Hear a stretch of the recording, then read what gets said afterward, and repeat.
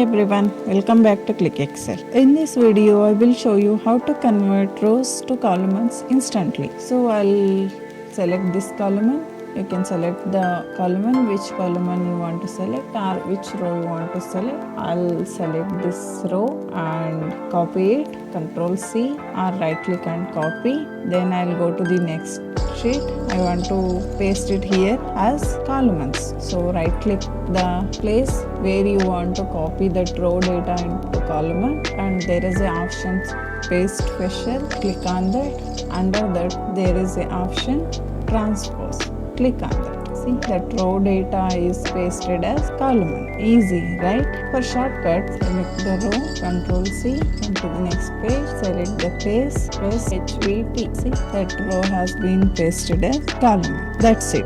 Rows become columns in seconds. So if you found this video helpful, don't forget to like, share and subscribe to Click Excel for more Excel tricks. Thank you for watching.